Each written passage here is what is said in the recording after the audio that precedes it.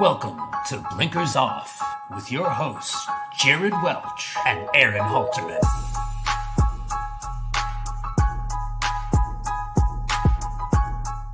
What is up, everybody? Welcome to the live Breeders' Cup draw here, at least pre-entry draw on Blinkers Off. Jared will be with me shortly, but I thought we'd get it started since they did start it over at the Breeders' Cup. Right now, you can go to their website and watch it as they are drawing, and you can get our commentary on everything.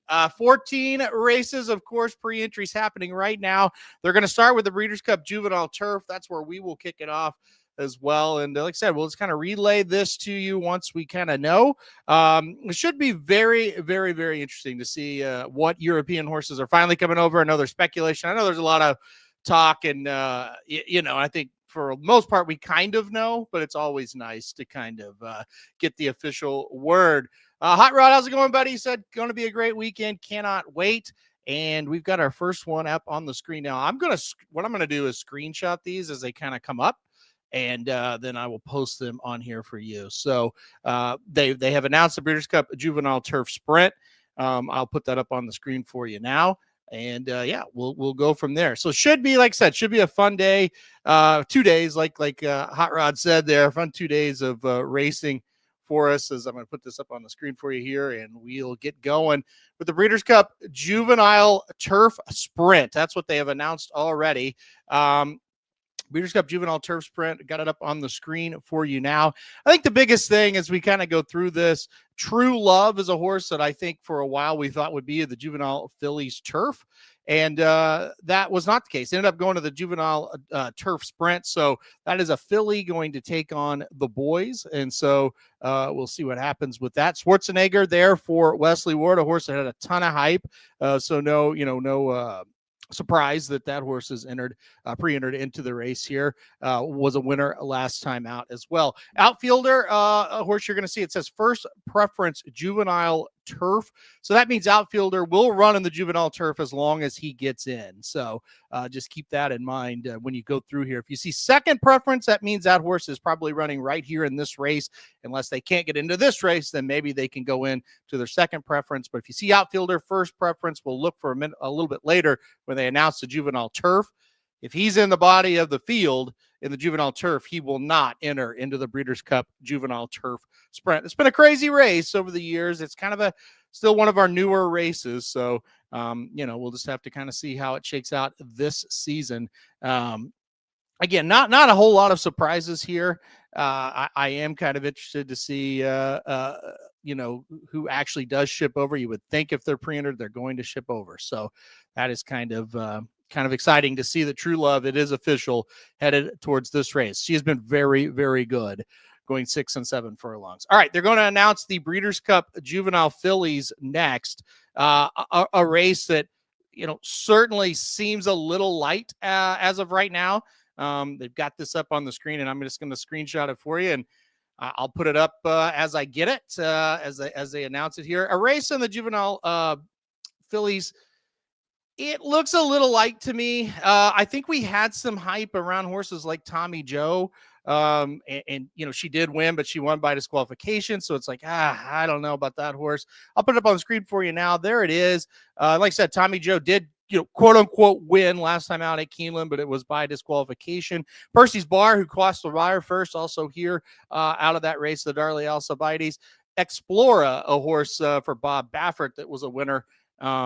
Pretty impressively last time out at Santa Anita. So that's kind of what you see there. Those are the big ones. I thought Iron Orchid, I think that's very interesting. This horse was iffy to run, is pre-entered into the race. So that's kind of I would say, I don't know if that's breaking news really, but it's kind of, I guess, good to see that Iron Orchid did enter. All right, let's keep going here. They're going fast and furious, and I like that in a draw. I don't like to waste a lot of time.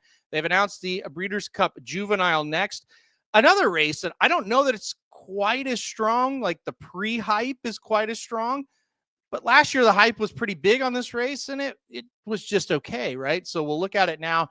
Breeders' Cup Juvenile And by the way, we'll go back over all these. I'm just quickly kind of giving them to you as they come out. Blackout Time, a horse that I thought ran very well. Another one I wasn't sure was going to run. He is pre-entered, so I thought that was interesting. You see Ted Nafi, he's going to be the big favorite in this race. You see Intrepido, a horse that beat, kind of Desert Gate and some other Bob Bafferts as well. And then you see Brant, the horse that did skip that last round of preps and then ran or will run and run for the first time going 2 turns at the Breeders' Cup. So that is going to be very interesting to see what Brant does. Of course, a paddling horse. We've kind of covered this a little bit. A horse that is a paddler for sure. And what that means is he kind of just that left leg comes out real wide. And sometimes, you see horses kind of get injured a little quicker than usual when that happens. But also, you've seen some good ones too. Essential Quality comes to mind. Vacoma comes to mind. They were all paddlers, and they were able to get job done in big races. So, we'll just kind of see how that shakes out. But not a lot of surprises there. Breeders' Cup Juvenile Fillies Turf will be next. I'm going to put it up on the screen now. Like I said, they're coming at you fast and furious here. And again, I like that in a draw. I don't need to hear any commentary at this moment. I just want to see who's going to run in the races. So I like this, but it also makes it tough for the one-man show here. All right, Breeders' Cup Juvenile Fillies Turf got it up on the screen now, and I think the big breaking news and the news that was perhaps the most important news of this race, when True Love was not going to run here and they decided they're going to go to the sprint, Juvenile Turf Sprint, I should say. The Breeders' Cup Juvenile Fillies Turf did get another Aidan O'Brien horse named Precise. And Precise reminds me a whole lot of Lake Victoria, maybe even a little better than Lake Victoria looked last year in this race. Precise is going to be tough, right? This is a nice horse rattling off Group 1 wins overseas. So speaking of overseas, they've got a lot of horses in here that look tough. And you kind of see down there, True Love, first preference, Juvenile Turf Sprint. That's what I was talking about. So for whatever reason, and there isn't a reason, she's going to get in the Juvenile Turf Sprint. But if she didn't, she would go to this race. So there you have it there. Precise is going to dominate the headlines, guys. And, again, we're going to go back over these. Don't worry, a little bit later on. But as of right now, just kind of giving you the information as it comes. All right, let's go to one more here for Friday. They just announced it. It is the Breeders' Cup Juvenile Turf. This will be the last race of the day, and it's been a very popular race over the years. We've seen some good winners, we've seen some controversy as well. Breeders' Cup Juvenile Turf, here it is right now. It's up on the screen for you as of right now. And look, I think this is a race dominated by the horses from overseas, and Aidan O'Brien sending that A team like we've been talking about. Gestad, a horse that wasn't really rumored to run at one time, and now is here. So Gestad, kind of the big headliner here. All these turf races on Friday, they certainly do look like the European horses. Not only are they going to have a large group of horses come over, they're sending their best ones, at least from the Aidan O'Brien barn. So getting Gestad and getting Precise, 2 horses that are exciting, and True Love, the sprinter, going to have the filly taking on the boys. Very exciting as well. So that is Friday. They have already announced Friday. Those are the 5 races. We'll go back over them, guys. Don't worry. I've got them all screenshotted for you. We're just kind of giving you these as we go. All right. Let's see. Jared is here. Jared, are you ready to rock and roll? Let's do it. Let's do it. They've announced the 5 so far for Friday. They're actually starting Saturday now, so they're not wasting any time. Yeah, I turned it on whenever I got home, and I was like, oh shit, they're already like almost through Friday. Yeah, I was gonna wait for you, and then I saw that they were starting. I thought, well, I better get on here and do this one. We'll be 5 races behind. So, I couldn't believe they A, started almost on time, and then B, they're just what did I miss? Off. Are we any major announcements for Friday other than the Euros? Yeah, just the Euros are here. They're confirmed that they're here now. They are pre-entered. So that's kind of the big thing. Iron Orchid, a horse that I was kind of heard rumors she was not going to run in the Fillies, in the Juvenile Fillies. She did pre-enter as well. So yeah, Filly Mare Sprint coming up next here. I'll screenshot it and put it up once they put it up for us here. All right, there it is. Who came over for the turf sprint? Anybody? Juvenile Turf Sprint is features True Love. True Love came over and she's going to run in that race. So she'll be taking on the boys. I think that will be interesting to see how that shakes out. No doubt about it. All right, let's go here to Saturday Filly and Mare Sprint. I'll put up on the screen for you now. And yeah, look, I think this is kind of a light race, right? We've kind of talked about it for a while. Seems like a light race to me. Really all.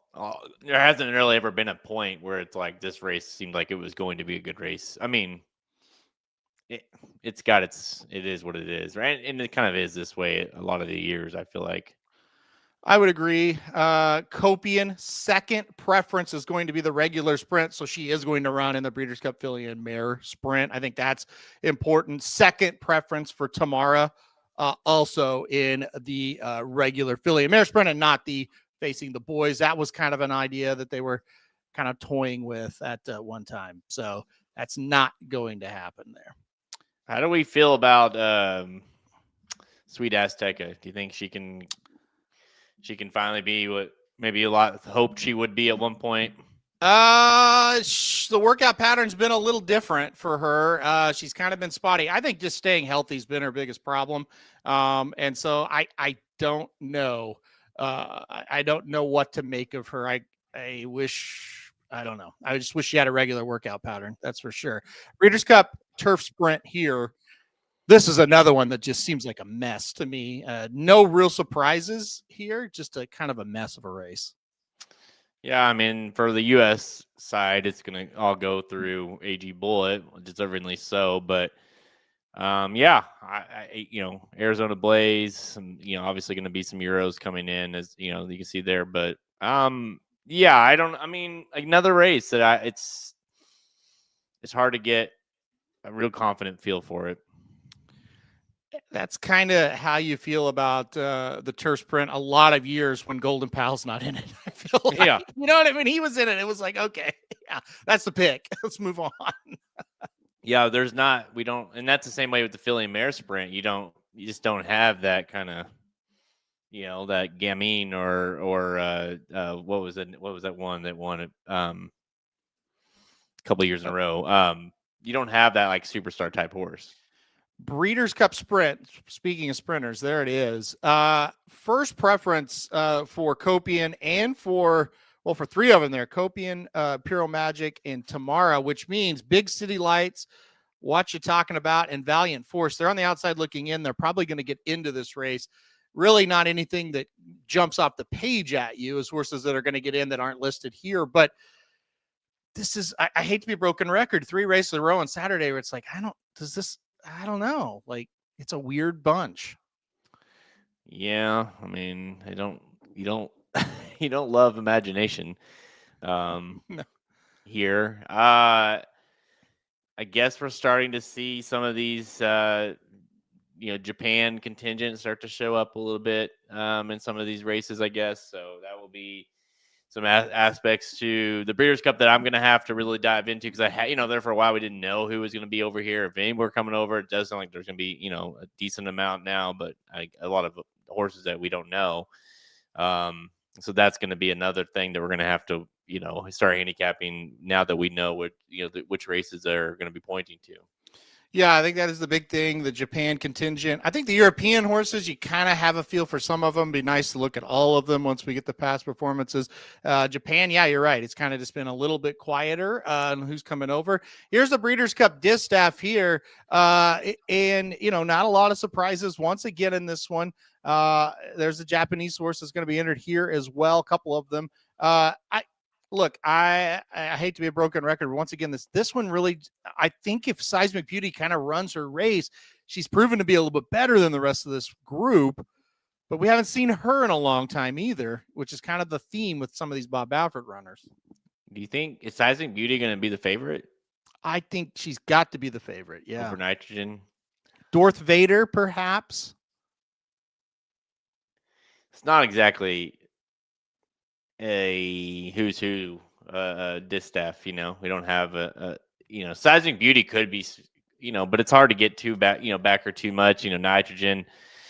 I don't know. What about I don't know the Argene, whatever, but first preference in the mile. So interesting kind of dual entry there with the mile and then the Distaff being second preference. So that's kind of interesting, kind of a dual, two different types of races there. Yeah, that is interesting indeed. We have seen a Japanese horse win this race at huge odds that we didn't really think fit into the race. So, on one hand, it's hard to go, forget it. But at the other hand, it's hard to be like, oh, yeah, that horse, we're ready to bet, So we'll just kind of have to see which one. I just don't know enough what about the happens Japan there. contingent. What's that? I don't know enough about the Japan contingent this year. Yeah, they were way overhyped last year. And I think this year they're just not getting hyped because of what happened last year, to be quite honest. So yeah. Breeders' Cup turf, and it is confirmed now. Minihawk, second preference, filly and mare turf. So she is going to the turf. Wow, that. We speculated, we heard that might be the case. I still was curious if they would do that. So the fact that Aiden's saying we're going to run here versus Rebels Romance, who's done nothing but win this race basically over the last several years, that's pretty huge. Yeah, big news for sure there. Great field here as well with Rebels Romance in the race there, redistricting. I like that they pre-entered that horse. I'm very, very excited for this one. Very excited for this one. It should be this, other than the Classic, I think this is the race I'm most looking forward to. Yeah, this is are you gonna have the stones to back Minihawk versus Rebels Romance? Yes. Think about it. I don't think you describe it as stones, because I think Minihawk's gonna be favored in this race. Honestly, we'll see. We'll see. I don't know that for sure, but I think a lot of people's seeing that, and I mean, are coming to the same conclusions that we are. Like, hey, if they decided to run Minihawk, a filly against a horse like Rebels Romance, that kind of tells you a lot. Yeah, I mean, it also it just kind of depends on when you see the past performances, watch all the replays again, kind of stack them up against everybody else. But I mean, as of right now, she looked very good. She's looked very good all year long. I just feel like her best race might be just a little better than Rebels Romance. I think the thing you got with Rebels Romance, you've got that experience over here, and he's been very, very good over here as well. So, speaking of very good, there's your pre-entries for the Breeders' Cup Classic. I think the thing people are really going to laugh at, contrary thinking, has been pre-entered. The Rabbit for Sierra Leone has been pre-entered into the race. I think people were talking about that. I had a lot of questions about it. There he is. And here's the deal. He can enter, and as long as it doesn't get overfilled, he can be in the race. I mean, we could enter a horse in the race, assuming we pay all the fees and it didn't overfill. So there you go. Yeah. That's been kind of the talk if they would, which I didn't think Rapoli was like bashing it, is like, will they let him run? Will they let the Rabbit enter? And I mean, like you said, like whether you believe that or not, or however you think about it, it's like, I mean, if the horse is eligible to run and it's not, there's not too many horses, like the horse will get in, Yep. What do you think it does though for the race? Like, do you think it has, like, as other than a pace standpoint? I mean, do you fear that having that horse with others will make this thing kind of be like, are you more concerned about a pace type meltdown now with that horse in it? No, both times the horse ran, first time the horse didn't really do its job and just kind of freaked like the middle of the race and ran up there and was no factor. And then the next time, Sierra Leone didn't win and it wasn't really a factor either. So I don't know. I don't really care one way or another, I guess is the answer. Yeah. I mean, it doesn't have, to me, it has no impact. No, I agree. We'll get back to it. Like I said at the beginning, I'm just going to throw these out there for you guys now. We'll get back to some of the breakdowns or whatever here in just a second. Let's talk now about, or at least I'll show you the Breeders' Cup Mile. Always a very, very fun race. Notable speech, obviously, in this race after finishing third last year, came over and won a prep at Woodbine. So there you go. There it is. What a race once again. Notable speech, looking to win this race after it looked like a winner last year at the Breeders' Cup. Yeah, it's good. It's a good one. The line in winter with Aiden O'Brien, with Appleby, a notable speech. That should be. I mean, it's not. This will be a fun race, for sure. Yeah, the Lion and Winner, interesting horse for sure. Johannes, a horse that ran very well last year in this race. Local, California horse, always runs well. Good group. Really, really, really good group. And there's your Japanese horse there. Probably going to run in this race because it's, in the body of the field. So, yeah, should be good. This always is one of the better ones. We always get a really, really nice horse win this race. Yeah, and Chad Brown has had his success in this race, no doubt. But it's always been like a Chad or Aiden or Appleby, basically. But I don't know that Chad's program trading, all those nice horse. It's not some of the ones he's had in the past. It's in one with. It does seem like a tougher assignment this year for him. I was excited about a few of his horses earlier in the year. I don't know. The Breeders' Cup is going to be, maybe he sneaks and wins one, but I don't know. It looks tough for him. He's up in a lot of tough races. And his horses have been good all year long, but I don't know if he has that real superstar this year. Breeders' Cup Dirt Mile here, second to last one. And Nisos does pre-enter into the race. Hopefully he does run. He's healthy enough. Kind of what we thought, kind of the also rans. Full Serrano coming back to try it again. Mystic Dan, I thought it was good to take him here. White Barrio, a Breeders' Cup Classic winner, now trying the Dirt Mile. That's interesting. Like, I guess it's like the who's of kind of once believed to be good. Now they're here. Not to say they're not good horses, but just kind of those horses like White Barrio, the Nisos, Mystic Dan, your Kentucky Derby winner, goal oriented, who's kind of had his, at least belief that he was pretty good. Full Serrano, the winner of this race last year, kind of, Dr. Binkman's very good. Although verse preference will be the sprint. Citizen Bull, like he came back and looked good. There's Chancer. Boy, I don't know. I mean, if Nisos it depends. Like if Nisos run, I probably have a belief of if Nisos enters. I mean, if he runs, I think he's the best horse in the race.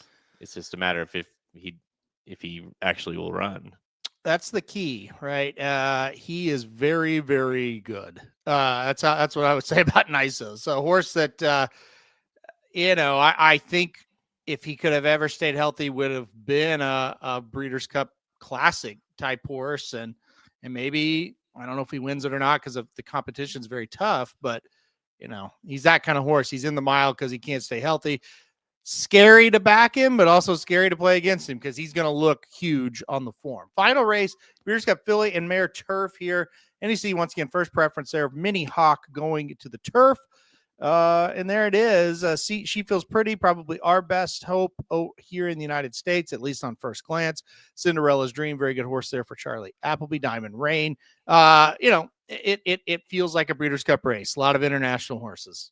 Yeah, this is one you gotta, because She Feels Pretty is always been very good, but this is why I kind of was, part of me was hoping that although I'm excited to see Minihawk in the turf, but if Minihawk runs here, it's like, okay, no, I'm not gonna really look at this she's gonna win. Mm-hmm. Now the race becomes a little more interesting, a little more. Okay, I still think you got to look at these Euros, whether it be Cinderella's Dream, and decide, like, do you think that any of these American horses, quote unquote American horses, can actually beat them? Yeah, I would totally agree that She Feels Pretty may be good enough, right, to do it. But boy, oh boy, they didn't give her, any easy ride here, did they? See the Fire. That's another horse I've been interested in for a while. Glad to see that horse pre-entered. And if I was, She Feels Pretty's owner, trainer, connections, whatever, be like, damn, we got a good horse here. She's a very good horse, but wow, this is a tough field. Even Minihawk not going to be there. It's still a very, very tough field. You want to go back to the Classic? I think that's the big one, right? Yeah, I mean, that's what everyone's going to be talking about. So yeah, and I'm going to pull up Dennis's comment when we talk about it here, but let me pull it back up. So let's go to the Breeders' Cup Classic here, guys. Obviously, I think the Classic and the Turf are kind of the headline and co-headline, if you want to say. There's the pre-entries. You asked it, and I'll pull Dennis's comment up. You asked about the rabbit, what my thoughts were. Dennis has some strong thoughts on. He says, everything I was leading up to the Breeders' Cup Classic gets dampened if the rabbit runs for me. Then it really gets dampened if something happens with the major contender from the rabbit. So Dennis not happy the rabbit's involved. Well, it's I see both. I see both sides to it. If I'm being honest, like I think I understand, and trust me, it's very annoying because there's going to be a lot of people that don't know any better that will be putting money on contrary thinking. Now, it won't be smart money, but there will be people betting that horse. It's, people will be essentially wasting money on that horse. So it's like part of you's like, that's insane. They shouldn't allow the horse in, or shouldn't allow them to bet the horse. Like there should not be bet or whatever. That's not going to happen. The other part of me says, well, it's racing, and the horse is quote unquote eligible to run, and they want to pay to have the horse run. Well, crazier things have happened than a horse winning gate to wire. I mean, it would be insane, but it's almost like you can't have that assumption of, well, that horse has no chance because it's horse racing. I guess I kind of look at it like I don't know how or why you would keep the horse from running. If they paid the entry and they can get into the race, they should be able to go into the race. I don't think you can keep the horse from running. And if the horse in the race, you might as well just let them bet it. People can do what they want with their money, right? That's the way I look at it. So it doesn't do anything for me. I don't have a problem with what Dennis said, though. I mean, because that's his opinion, and if you have that opinion, well, who am I to say that's your opinion? I don't really think, honestly, a lot was made about what happened in the Jockey Club. It was a weird thing. Like, I've seen that happen before in races, and they just kind of come together and they separate. And you know what I mean? Like, it just so happened that the horse fell, or, we had the problem that horse didn't fall, but the IRAD fell off, and it was horrible. There's nothing he could do about it. And yeah, I mean, you could make a case the rabbit did start that reaction, but I don't think that's going to happen again. And B, I don't think this horse really plays a factor in anything. Yeah, I never looked at that result being like, oh man, that horse would create, caused all this, and like, I don't know, like it was a freak accident and it happened, and yeah, maybe without him in the race, maybe it didn't happen, but I don't know. I didn't like cast a lot of blame on that whole situation, on the horse or the horse being in the race. I'm with you. I'm not really, it's like whatever. They want to run beat them, like if and here's the other thing too. If you're so against it, right? And I'm saying this like as an owner or trainer or whatever, like say for instance, like let's put it like, Pletcher and Rapoli have options in this race, right? Multiple horses. If this is such a thing and you're so against it or whatever, put your own rabbit in. Like if you're gonna play that, if they're gonna play that game, then you play it back, and then maybe that will stop. But I don't. It's racing. They're gonna enter who they want to enter, and I don't. I think it becomes a slippery slope if we start trying to decipher those entries like, hey, you can't run that horse because you're not intending to win with the horse. Yeah, I'm with you. I understand both sides of it. I don't really have a passionate opinion. Yeah, what do you think about Ghost Zapper's comment? That's very interesting. Like, what if they said, like, all right, you get a couple the entry if you're going to run? Now, again, I think it's just a very, what would be the word? Like, opinionated situation. You know what I mean? Like, even though we all know, there's really no, like, correlation. You know what I mean? Or, like, there's not, like, on paper, this is happening. They're together. You know what I mean? And so, even though we all know, it'd be really hard to be like, because then it's like, okay, well, Fierceness and Mindframe, they should, let's couple them because they're together. You know what I mean? And like, I think it just becomes a little bit tricky to start making those assumptions. I would agree with you on that one. I think you're right. I do think I don't think it'd be the worst idea to couple, but here's the deal. It's like, I mean, when you couple horses, all of a sudden, if that horse, if it's 1 and 1A, if the one causes trouble, even if the 1A wins, if the one does something that gets a disqualification, then they both have to come down, right? And so that helps. But as far as like the betting public goes, we have long shots all the time. You know what I mean? And people bet on them. And hey, you know what? Sometimes Rich Strike wins. And all those people that bet 80 to 1s all year long, they get to come on all your stuff and say how smart they were. They had Rich Strike. So I think letting a long shot run and letting people bet long shots, I don't have any problem with that at all. It's part of the game, Yeah. It's just it. All right, so let's get past that because it's happening, whether you guys like it or not. Yeah, it's happening. So let's move past it. We have to handicap it with the horse in the race. What impact does it make in terms of just pure and simple pace, or maybe we obviously Sovereignty is going to be the horse, and I don't think he really cares that Contrary Thinking is going to be in the race. But for a horse like Nevada Beach, or maybe like a Bieza can show speed.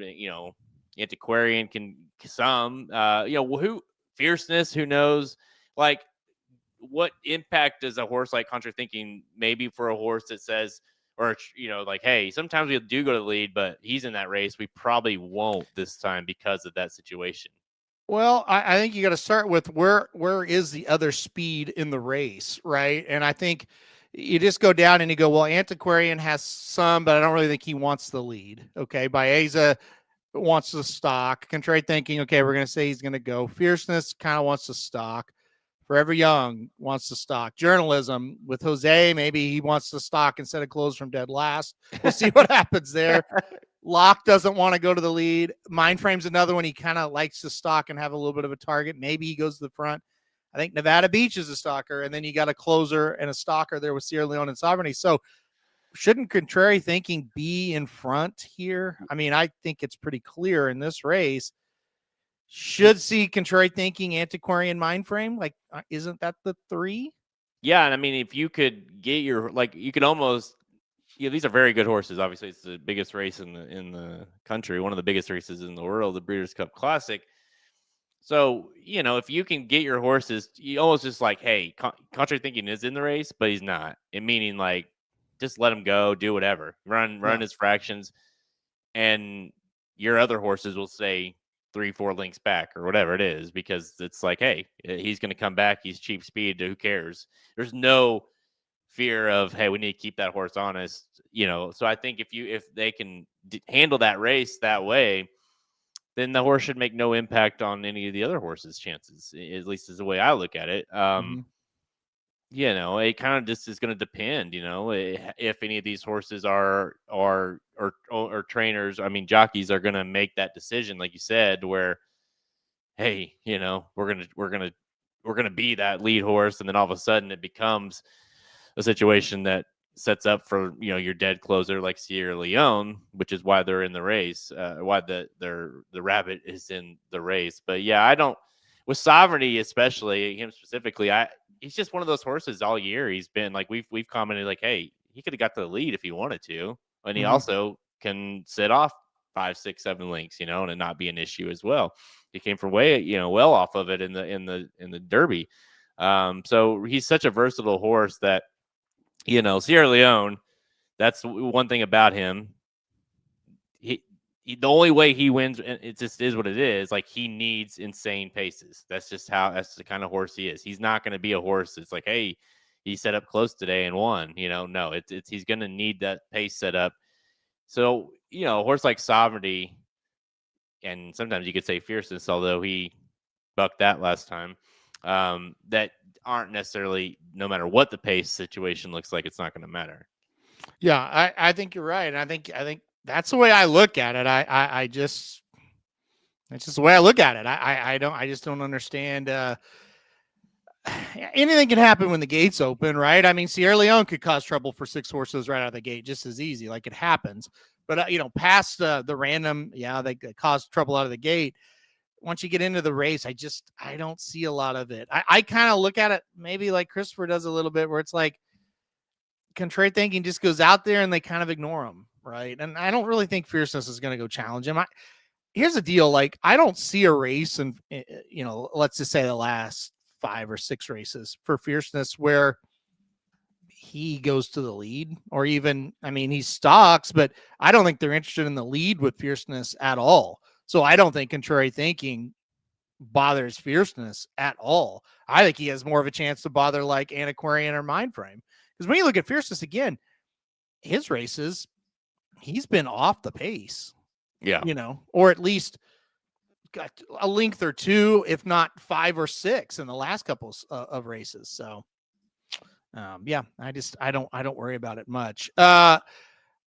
This comment to me is interesting. Curtis says, I'm interested to see how close Forever Young is to the lead. So this is what I'll tell you. I went back. You can watch the video now where I kind of recap last year's Breeders' Cup and talk about the top 3 finishers of that race. Forever Young was maybe, I'm just going to guesstimate, 3 to 4 lengths behind that very fast pace last year. So he's got some giddy up and go in him. I don't know where they're going to position him. I don't know what the ideal trip is for him that they're thinking in their mind. He sat pretty damn close to a hot pace last year, so he can run fast early. But you just don't see him do that. So I don't know.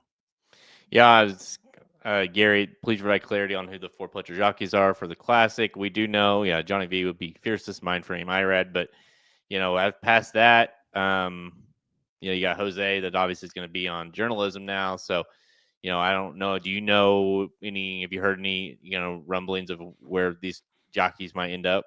Haven't heard a word. I mean, obviously October 27th at 6 p.m. Come back here to racingnews.com when they have the entries and you get the answers. But look, I think I think the way I kind of look at it, Locked and Antiquarian, I don't know that a jockey's really going to matter that much. I just feel like they're a little bit of a cut below, Locked was a horse that did kind of rebound last year, or last race, I should say, but also it was a 3-horse race, right? So Antiquarian did win last time out, but, Mindframe didn't have a jockey, and Sierra Leone was hurtling over the jockey, and so that could have caused a little bit of an issue there for sure. But I don't know. We will let you know. I don't have any information on who that's going to be. You're obviously past Fierceness and Mindframe. You're obviously Antiquarian's, one of his biggest fans. Can you get there at all with him, you think? I mean, I know you just said he's a cut below, but is there a world where, Sovereign doesn't fire and or whatever? And I mean, I guess it's possible for anything, but Fierceness does his Fierceness thing, and all of a sudden Antiquarian becomes like kind of the best Pletcher available if Mindframe is, because we haven't seen him running forever. You think did the light come on for him at the end of this year? I don't think he can win a race like this. I think that's where I'm at with Antiquarian. Because, let's say, okay, Sovereignty for whatever reason doesn't fire. Sierra Leone, they don't get the pace, right? And he is too far back, and he kind of does things that we've seen him do a lot. Fierceness does what he does a lot and doesn't fire. Okay, so now the door's open, right? And you could go Antiquarian. You could go Forever Young. You go Journalism. You could go Mindframe. You go Nevada Beach. Go down the list. I would prefer some of those other horses I just mentioned over Antiquarian. And that's a problem. I really like him. I don't know that he's better than Baeza. I don't know that he's better than Journalism. I don't know that he's better than Mindframe. So how many horses have to kind of, in my mind, not fire for him to win? Too many. That's where I'm at. Do you how much we've talked about it privately, but how much impact do you think? I mean, is it almost like too little, too late in terms of the change of jockey on Journalism? Like, is it kind of like, where was that, back in the Belmont, or do you?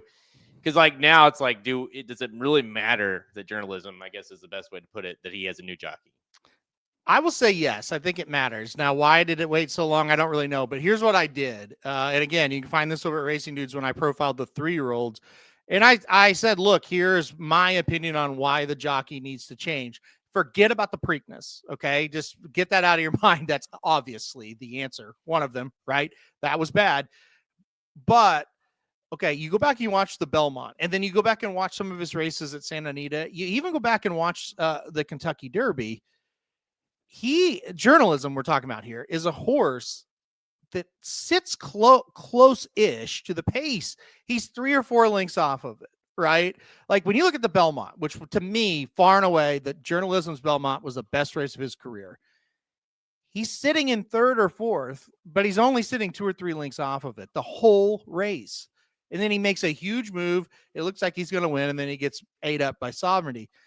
The next 2 races, he's second to last, way off the pace in the Haskell, and then like many links last, way off the pace, obviously, in the Pacific Classic. And I said in the video, either this horse is cooked and he is exhausted, which I don't think is the case, because I don't think an exhausted horse could make those big moves and win the Haskell and finish second in the Pacific Classic, or the horse has learned like a bad habit or something and he doesn't want to go up there for whatever reason, or the jockey's not putting him in the right place. So what I want to see here is Jose Ortiz, when they break, he's on his toes. He gives him 3 or 4 good hard shoves and see if he can get him in that position. Now, all that being said, he still is probably going to finish second to Sovereignty. But you know what would be better? Him finish second to Sovereignty and turning for home with the lead, and maybe Sovereignty doesn't run this time, versus him trying to loop the entire field, because that is not going to happen. Yeah. You're not going to pass them all from dead last. You're not even going to hit the board in this race if you're dead last. So I think it makes a huge difference, because you look at the last race, Rispoli didn't even try to get the horse in a position. The Haskell, I'll give him credit. He was kind of shoving on him a little. The horse didn't do it. I don't know. It's time to change. And the other big thing for me, whether it works or whether it doesn't, you have gotten beat by Fierceness. You've gotten beat multiple times by Sovereignty. Change something. Try it. Something's got to change. Yeah, exactly. What the definition of insanity is doing the same thing over and over and over again. Yeah. Even if you are sitting there in a situation, and I'm not ranting on Rispoli. I like him, but listen, I think he deserves to get fired, honestly. Even if you're sitting there and you love him and you don't think he's done anything wrong, you're not getting it done. So try. What is the worst that's going to happen? You lose again? Well, okay. But you got to try it. So I think it's a great move. And I that being said, I don't know if it works, but I think it's a great move. I think it's a move they had to make. Well, he's the only horse in the race, as far as the 3-year-olds go, that I guess you could say the same for the older horses facing the 3-year-olds, that has the, I don't know if you want to say benefit, but has the experience of facing both sides. He's faced, the likely going to be Sovereignty as a favorite, or Fierceness maybe quite possibly could be second choice, right? And he's faced both of them, and he's been beaten by both of them, and somewhat decisively, I'd say, in both instances. And so it's like, all right, well, those are the 2 top choices, and we couldn't hang. So something's got to change, right? Yeah. And to your point with Rispoli, it's such a weird. It's like there's been races, like you go back to say watch the Preakness, and he ends up winning, right? But he rode the horse like he was a 50-1 shot, meaning you had to like save all the ground, cut up the middle, do this thing like you ride him like. Then there's other instances in the Pacific Classic, let's say, where he's obviously got a logical contender to go get, and he rides him like he's a 1-9 shot, and it's like which has him loop the whole field, and he's way out, he's way behind, he's got to go all wide the whole way around, giving him so much to do, and obviously there's got to be a common ground there between those 2 types of rides, and maybe Jose does enough to where you could say, I mean, I don't like it. The only way Sovereignty gets beat by journalism, just, obviously other things could happen, I guess, but by journalism is Sovereignty just doesn't fire, he doesn't run his A race, because I feel like we've seen it time and time again. I gotta put this comment up, because usually this is what I say. Like Kevin says, got to go with the girl you brought is what he meant to the dance, right? Yeah. Okay. So you took her to the Kentucky Derby, and the night ended and it was an okay night for you, but she kind of disappointed you a little bit, right? And then you took her to the Preakness and she about killed you. She got drunk. She about wrecked the car. Somehow you escaped, right? Yeah. Then you took her to the Belmont and that was fine. You were happy. And then you took her to the Haskell and you were like, you were an hour late. Where did you go? And then you took her to the Pacific Classic and you're like, you were 3 hours late. Where did you go? It's time to change the girl at that point, right? I mean, that's where I'm at with, like, they've done it. They don't really owe him anything, in my opinion. Well, yeah, they've stuck with him and stuck with him and stuck with him. If you take the girl to the dance every time and, forgive my language, but she can, other than one time, and it was not the dance you really wanted to go to, but you won the race. She never puts out any of them. You end up going home alone, and you're like, this sucks. At some point, you're gonna stop taking her to the dance, right? Like my point, like, yeah, exactly. Yes, you're gonna try to find somebody that might, and maybe that one doesn't work out either, but you're gonna try it. My deal, like, if they would have replaced him at the Kentucky Derby, then I think this comment is spot on, and I would have been furious. After what he did in the Preakness, it's kind of on you from now on, buddy. You better be pretty flawless.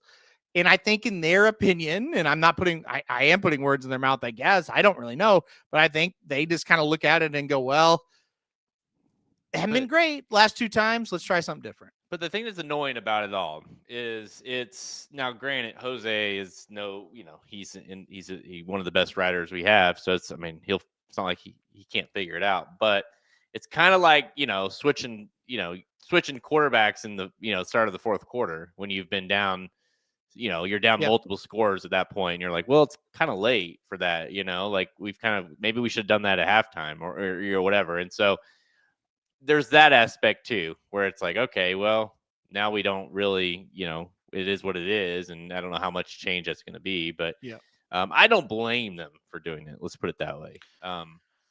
One interesting. So again, guys, the betting Bible is available for pre-sale right now. So be the first to get it. With that, you get the 14 trends to the Breeders' Cup free. It is available right now. The document, which covers a important trend for each and every race of the Breeders' Cup. And there's a lot to the classic one that I kind of cover on that. But one of the aspects to that trend is, the last 12 years, the last 12 runnings of this race, the winner has come from the top 4 betting options. So it's not one of those races. Now, the tricky part with this race, because it's very, very good, is figuring out which one of those 4 you want to back. And, just kind of looking at it, we don't know how they're going to be bet, but, Sovereignty, Fierceness, Sierra Leone, and, is it Mindframe? Is it Forever Young? Is it Bieza? I think it's one of those 3. Journalism, I guess, possibly. I don't know who that 4th betting option would be. But once you can kind of figure that out, I do think you're going to find the winner out of those top 4. You're probably right. I think it is a race where it's hard to beat that world-class type of horse, right? It is hard to beat. And you're probably right. I think it is going to come from one of those for sure. So, look, I'm pretty strong on Sovereignty as we sit here today, and as people know and have known for months, right? Well, at least for weeks. So, I think, look, I have a hard time getting around him. If I do, I just feel like, here's my problem. Like, if I go, okay, I'm going to try to beat him, I first would probably look at Fierceness, and I'd be like, I just don't want to do that. I understand Fierceness, his best race can win it. I don't want to play that Russian roulette, right? I'm going to put him on a ticket. I don't want to play him to win, right? You look at Sovereignty, you look at Forever Young, Sierra Leone and Forever Young. I did the Forever Young thing last year. I don't know, right? Sierra Leone, it's like, man, do I really want to trust this pace? And so that's when you get into this and you go, okay, let's look at the 3-year-olds. Journalism. Okay, he's just been smoked by Sovereignty. So even with Jose, I don't think so. Baeza, he's getting better. Maybe, right? But then you look at it's like last time they faced, like, Journalism was in first gear, Baeza was all out. Baeza, couldn't beat him. So I don't have another option I feel great about. From the 3-year-old department, I just have it's kind of in some sense I do think, taking the same girl to the dance, and that girl has been very, very good to us, and that's Sovereignty. Yeah. And it's like we've kind of said it time and time again. Now, granted, I picked journalism in the Derby, you picked journalism in the Derby, but the moment we saw it, we're like, oh, okay, it's Sovereignty. Yeah. And once you made that realization, and then we saw it multiple times after, you're like, oh, this is pretty easy. It's Sovereignty, it's journalism, it's Biese. It's in that order. You don't have to, don't rethink it. That's it. That's the order. That's how you would rank those 3-year-olds. And so I have a hard time like getting to the biggest race of the year and being like, oh, this is the race that one of those other ones beat Sovereignty. You know what I mean? And so really it just comes down to which older horse do you believe in. And I mean, it's hard to say because like on their best, you say on their best day. Well, we saw it last year. Fierceness ran really well and got beat by Sierra Leone, and so it's hard for me to kind of sit here and be like, well, I don't think Sierra Leone is good enough to beat them. Well, he did it last year, so it's possible. The horse that I'm most scared about beating Sovereignty when Sovereignty runs his big race isn't Sierra Leone, it's Fierceness. Mm-hmm. Same. I'm scared of Fierceness. That's the only horse in the race that I think could beat Sovereignty's a race. I would agree. Because I feel like Sierra Leone's gonna be too far behind him, and if Sovereignty's running down the stretch, I don't think Sierra Leone. I don't think he gets there. Yeah. No. I do want to ask you about this one because you're the biggest fan of this horse. Yeah. Mindframe.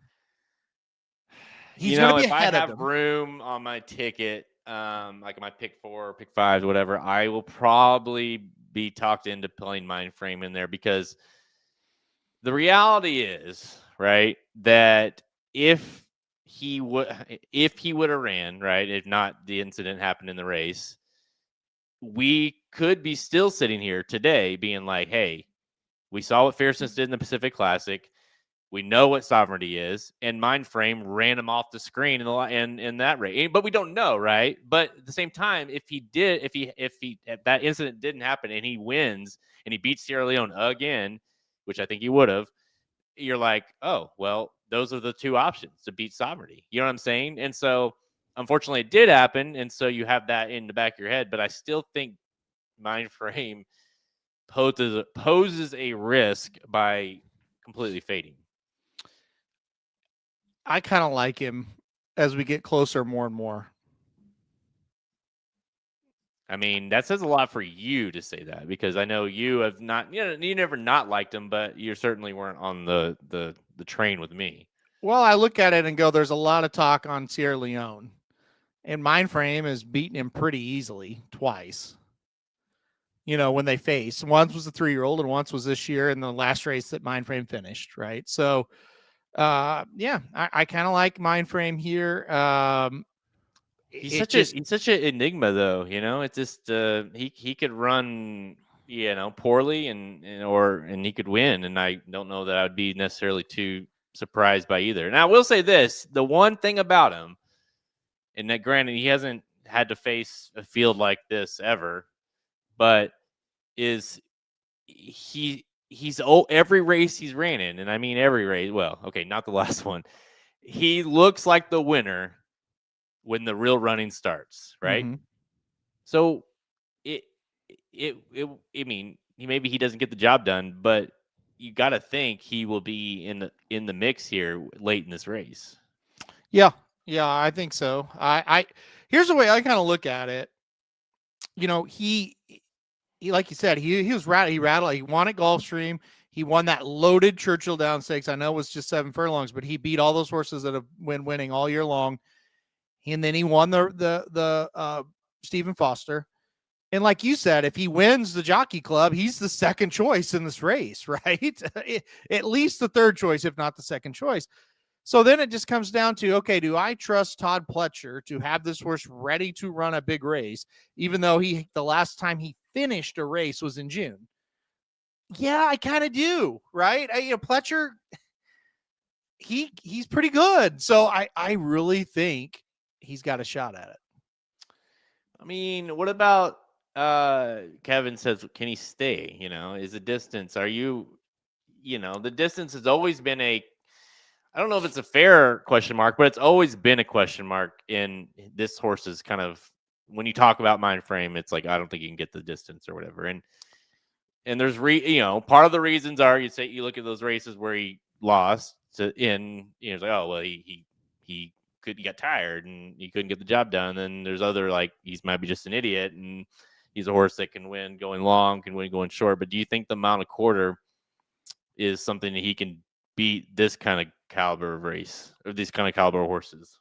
He has went the distance before, and he ran second in a race where, like you said, maybe it was that he got tired. I don't think it was. I think he was just goofy.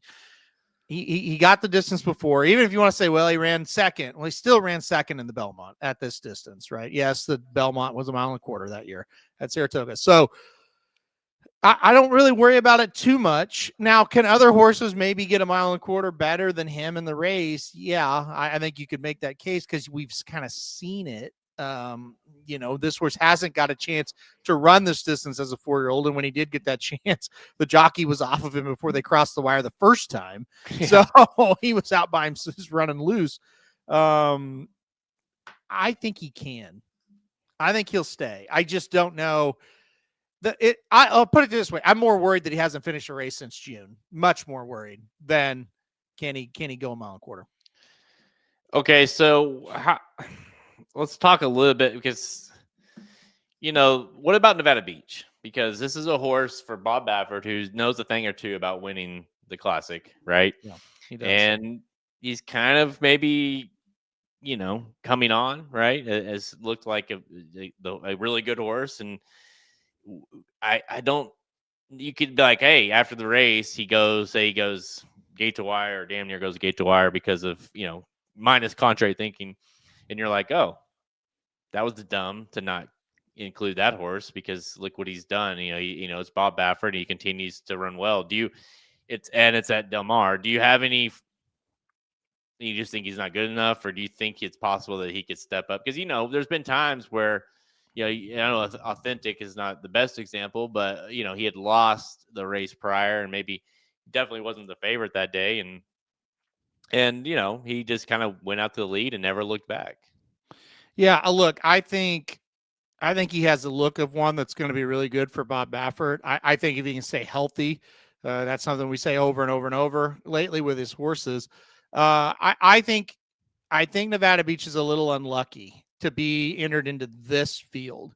I think that's going to be the main problem. I like him, but man, this is not an easy task to do for a horse coming off one race off of a long layoff as a 3-year-old.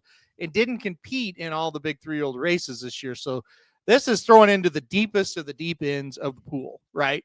But I think he's a good horse. And I think, look, if it was the year White Barrio won it, let's say, put Nevada Beach against that group, I think you look up and go, yeah, I think he has a little bit of a chance here, right? This group, it's just like, I still think there is a world where he can do a little damage. I just don't think he can win against this group at this point.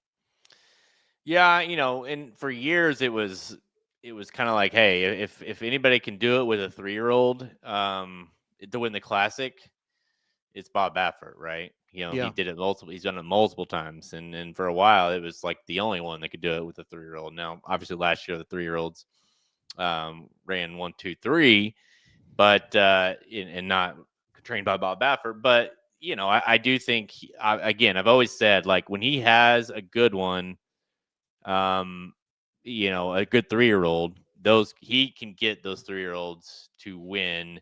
The caveat is most of the time, not always, like who was the horse that beat he kind of came on late. He was like, not Pharaoh, not Bayern, thank you. And it's like, he had the hype and then he was off for a while, then he kind of came back late in the season.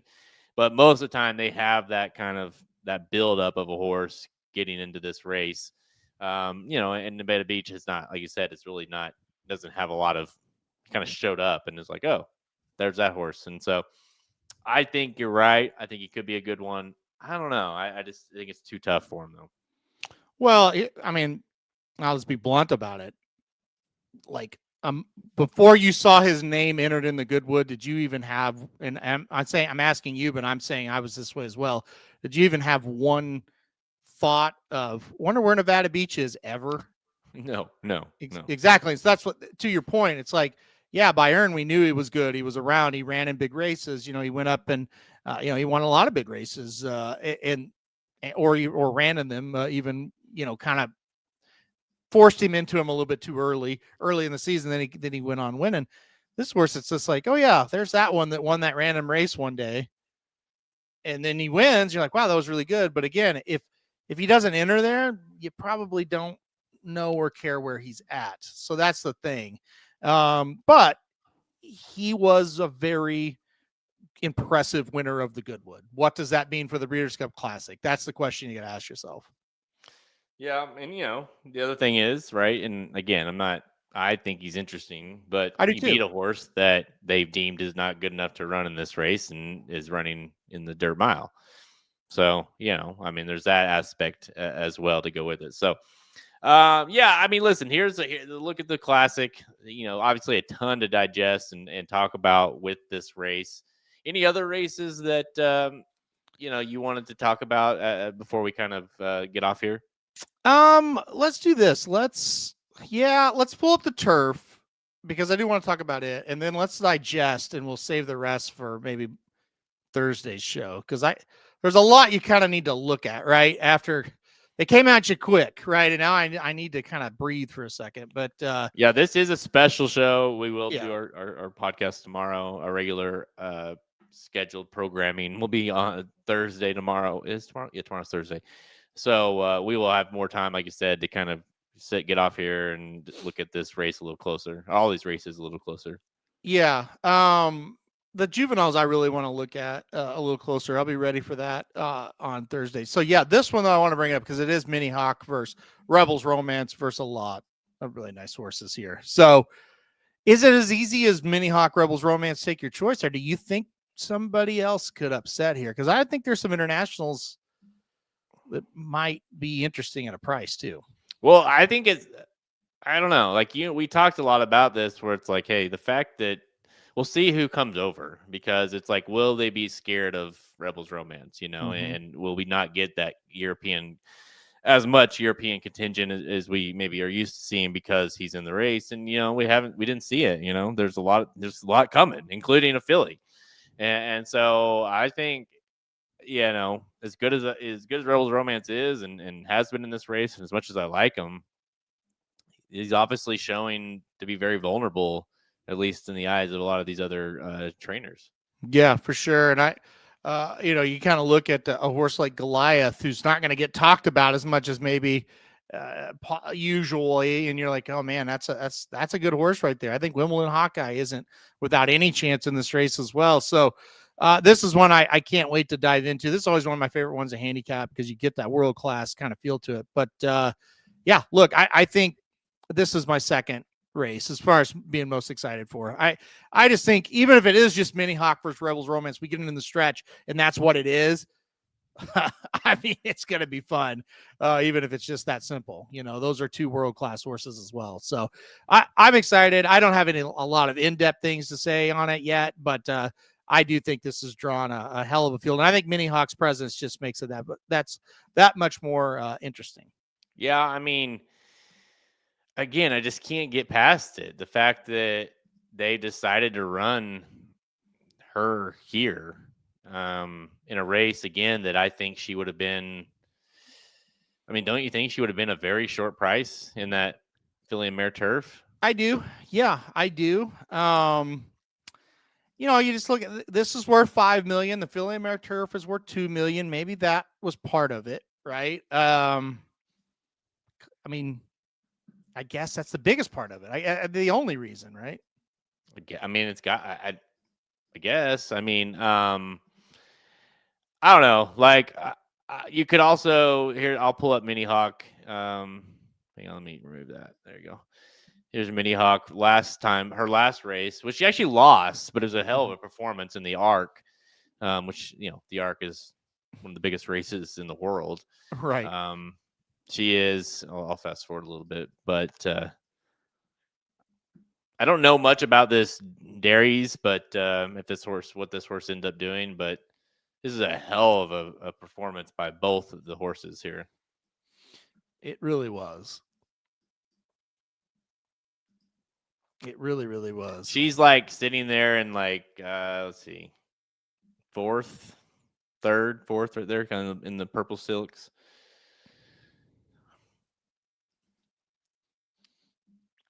Always fools me. It's like they're turning for home, though. They're not. Now they are. Yeah, so she's in the purple there. Now, she, like a lot of European races, it really starts to go once they finally get going, once they finally get to the last part of the race. And so she's tipping out now for a run. You can see just how much further they have to go here. God, I'd love to go attend a race here one day. My goodness. Any of them over here would be cool. So look at her start to kick on now. So this horse hasn't ran since. That was in October 5th, the winner. But this had won Group 3s and Group 2. No, won a Group 2 prior, but hasn't run a race like this. This is obviously a very big performance. I mean, she looks gone. Yeah. And this horse just keeps battling. But look how they both extend away from the rest of that group. I mean, to do that in the Arc, to win by what would have been, 5 or 6 lengths? Yeah. And obviously that horse is not running here. Right. So the fact that, I don't know. This one seems to be, that the form of this horse is very, very, again, this was October 5th. We got a bobbin. I mean, she almost got it still, right? Yeah. Do you think Minihawk had a hard race? I'll throw that question up because you just showed it to us. I mean, she had to dig down. I mean, she had a battle there, right? Maybe. Yeah, I mean, I think the fact that, again, I trained by someone that, is all-timer. If Aiden's bringing her over, if Aiden's deciding to run her in this race, I think I think, you kind of have to put that, even though it's an aspect, right, for sure, I understand, but I think you're kind of like, all right, well, I can look past that. Yeah. You could also argue the horse. I'm the worst. I'll be honest. I'm the worst at predicting when a horse is going to fall off and when it's not. I just am. So I'll be honest. Sometimes I think they're going to fall off. They run great, and sometimes I not worried at all, and they fall off. So it's hard. How about Hill Road? Maybe Hill Road will pull off the upset. Yeah, it's Hill Road. I just now realized he was pre-entered into the race. Good God. Okay. No, this will be a hell of a race. And honestly, why is nobody complaining about Hill Road, but everybody's complaining about the rabbit? I mean, Hill Road. It's just, Yeah. Just kidding, sort of. You got to assume what's going to happen in this one is Minihawk will go, or will be making her run and be in front, and Rebels Romance will be wherever trying to come get her. So yep, I would imagine. Yep. No, listen, it's a cool race because if Rebels Romance does it, one, he's done something to win it 3 years, in back-to-back years, but also to beat what seems like a really, really good horse. And then also, like, if Minihawk comes in and does that against Rebels Romance, assuming he runs his race, you're like, oh man, I mean, this Minihawk has to be one of the better ones we've seen, not enable yet, but one of the better horses we've seen come over here to the United States in the Breeders' Cup. So it's exciting race from kind of both regards. Now, if neither one of them win in a Goliath or whatever, then maybe you say maybe we overthought it, or maybe we thought too much of those two horses. Yeah, I mean, the hindsight's always going to be 20/20 after the race, and we'll say things like that for sure. But going into it, it definitely just looks like it's those two, and it'll be quite a race. And I agree with Curtis. We've seen Rebels Romance a couple times. He's a monster. He's a specimen. Yeah, like that horse just he just spews out just confidence and just like oh yeah, that's a I don't want to be close to that horse, Yep. Agree. And we've been lucky enough over the years to be, in the pad. I mean, we were in 2 feet away from Enable, like touching her, and we've seen some really good ones. When you go to the Breeders' Cup and you get to go in, you're in the like stabling area or the paddock or wherever, and you get to see these. It's a little different than being even at Saratoga on a Sunday or whatever. These horses are freaks, and when a horse stands out that much at that kind of level, you pay attention. Yep. Oh, absolutely. Some of the most fun kind of memories are the European horses because we just don't see them unless it's the Breeders' Cup for a larger. There's some times they come over randomly, but the Breeders' Cup, that's like one of the most fun things is to look at them, and they're always looking great and perfect looking horses for the most part, right? So yeah. This is last year's. Turn off closed captioning. I don't think any of you guys need to hear what Colmus is saying, but yeah, this is last year's, and again, it definitely is a good sign. The fact that 1, he won it last year, and 2, it was at this exact track, same turf course, and so there's 0 issues with him in this race. You don't have any question marks of if he's good enough. I think the question mark only becomes, can he beat Minihawk? Yeah, no, exactly, and I think you're going to turn for home here, and I think he's going to be ahead, and then kind of in second or third of her, and then like she's going to just be coming with a run, and then here we go, right? So I think that's going to be the interesting thing. I do think him being able to put himself in the race early helps. There's no question about that, but she kind of can do that as well. So it's just going to be a sprint towards home, and maybe she's a little tired, and maybe he prepped a little better coming over here and can beat her. The or interesting maybe part about it is how both horses are very, for being kind of not really closers, but they do their best running late, as most good turf horses do. Yeah, they are very tactically placed in these races typically. Yeah, they are. They definitely are. Look at him. What a performance. He's all by himself out there in that race. Yep. Very impressive. Got a little tight there, but that's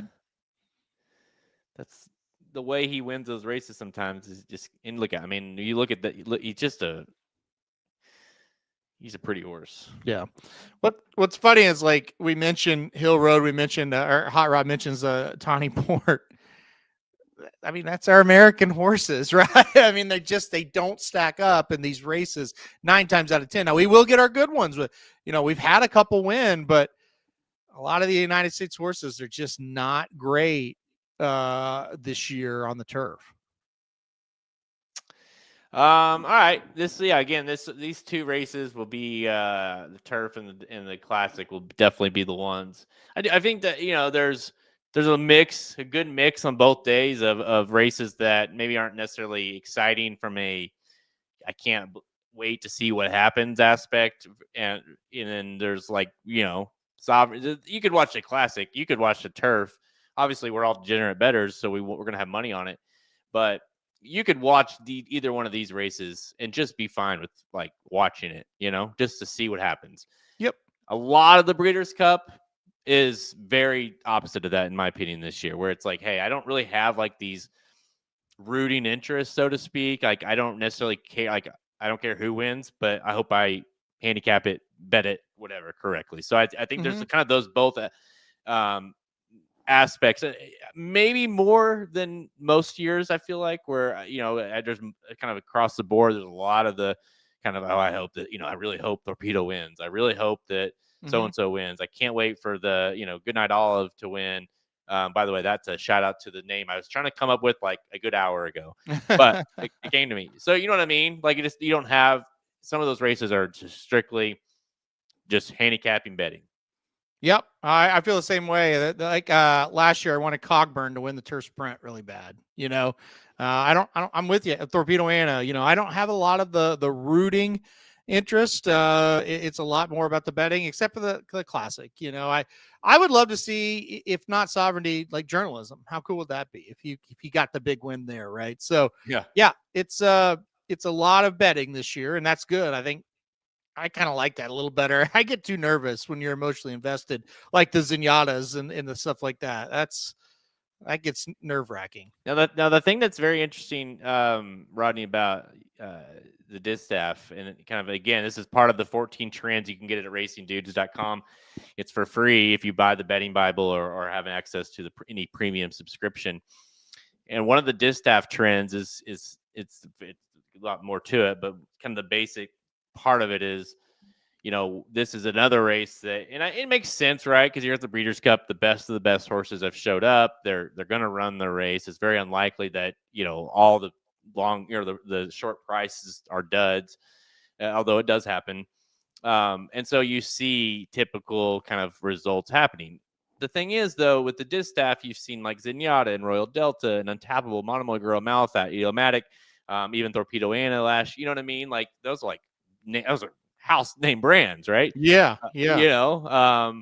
And so if Seismic, and even Seismic isn't that yet. She's very good, but she's not that. And if that doesn't happen, what we saw that Marche Lorraine win at 50-1, the Japanese horse, right? And that's kind of the odd man out when it comes to history of this race.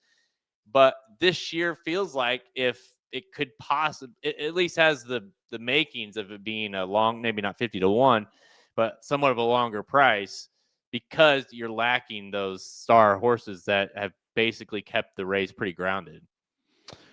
Say Seismic Beauty just doesn't show up because she hasn't raced in forever and she's not ready. Who wins? I mean, it's wild after that. I know. So, yeah. And I think you gotta ask yourselves when you're handicapping the race, like, do I trust her? Do I, because if you do, then maybe single her and move on. It's Bob Baffert. You love her. She's speed, whatever. Yeah. But if you don't, then I wouldn't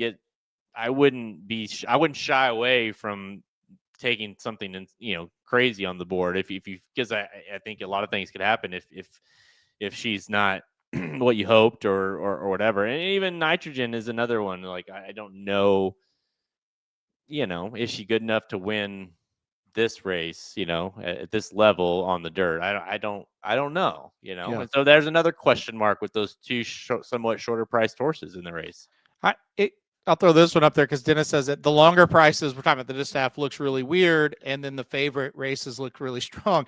If you look at if you're a form reader and you look at speed figures or you just anything, the kind of the form lists, I mean, Seismic Beauty looks way the best. Yeah. Right. Yeah. It's just a matter of, okay, you're facing horses that aren't just from California, and that's a thing right now, shorter fields, and you haven't raced in so long. And so it's like that's the question mark. But if she runs like her A race, I don't see anybody getting close. That's just me.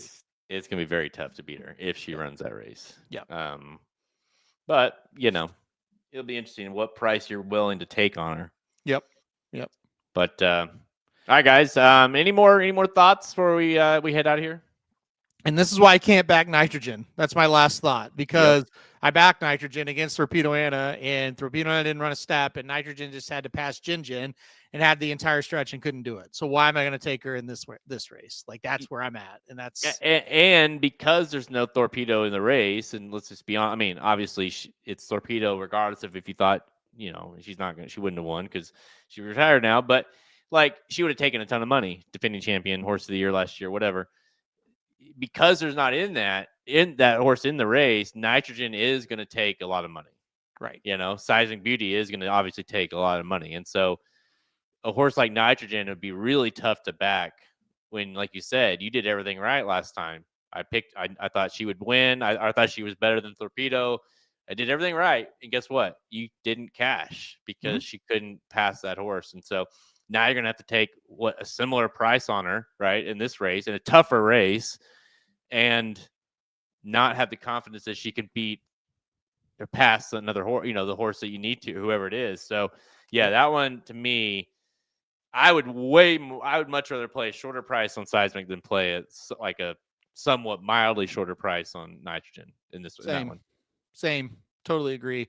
For me, it's like, okay, can I find somebody else besides Size of Beauty? It's not Nitrogen, though. Yeah. No, Yeah. I think that's fair. I don't necessarily blame them for running in this race because I think their option, I think their options are limited because I don't know that she's capable of winning against some of the Euros, and if she were to win it to the turf.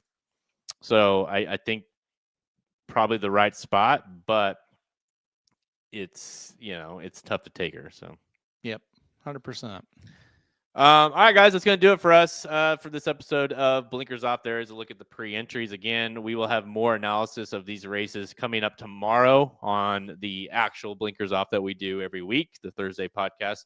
So we'll go over some of these races a little more in detail. Obviously, we'll look at the Classic more after we've had time to kind of digest some of these spots and where they're at. Next week is hard to believe, Halsterman, but next week is the week, and we'll start, get the official entries out on Monday and Monday afternoon, I believe, and early afternoon, and we'll get those out. And then, of course, all hands on deck. Handicapping will officially commence, and then we'll get the picks out and the betting Bible out and all that thing, and it's a week of. So tons more to still look at. It feels like it. I mean, we're definitely closer, Halsterman. It's not done yet, though. So more to come. Again, tune in tomorrow for Blinkers Off as we dive into this even more. Again, go to the website at racingdudes.com. Check out the betting Bible. If you haven't done so yet, go grab it. You'll be the first to get it when it becomes available. And in the meantime, use those 14 trends. I'm telling you, they're last year. What did I tell you? I think it was 9 of the 14 races last year. So the trends that we gave out last year, so I do one for each race, like Juvenile Turf Sprint, the Juvenile trends, whatever. 9 of those 14 trends, 14 races were correct, delivering nearly an 8-to-1 payout for, the average. So very beneficial. If it helps, if nothing else, it might help you between two horses you're trying to decide on. And you're like, oh, well, there's a trend. I need to maybe lean towards that one. So make sure you check that out, racingdudes.com. We're on Twitter at @racing_dudes, Instagram, Facebook. Find all of us of Blinkers Off by visiting our podcast page, Apple Podcasts. Go to YouTube, hit that like, subscribe, and notification button. You can tune in for these shows live with us and ask questions and communicate with us, and hopefully we'll help you out. Halterman, are you going to be on Dudes a Bet here today? Yeah, we're going to do 4 p.m. Eastern time, 3 Central. That'll be coming up here. What is that? It's 2.5 hours away. We'll have that show. That'll be next. All right, yeah. And again, tomorrow what is tomorrow? Thursday. Tomorrow will likely be a mid to late afternoon show for us. So sounds good. So 3 to 5 p.m. range. So same as last week. So okay. Again, that's gonna do it for us. We're gonna get off here, and now that we know a little bit more information, dive in even further so we can give you guys more analysis for tomorrow's show. Let's do that. Here's our homework, Halterman. Let's go back and let's find some little nuggets that are gonna, that maybe we didn't know right now as far as these I think it's specifically the Europeans and Japanese horses. So I want you to give me one Japanese horse you think can win. I'm not named Forever Young. Okay, I can do that. That's your homework. Okay. All right, guys. Until tomorrow, I'm Jared Welch. He's Aaron Halterman. We'll see you next time. Thank you for listening to another episode of Blinkers Off. Join our horse racing community at racingdudes.com and follow us on Twitter at @racing_dudes. Want to make money betting horses? Bet with the Racing Dudes.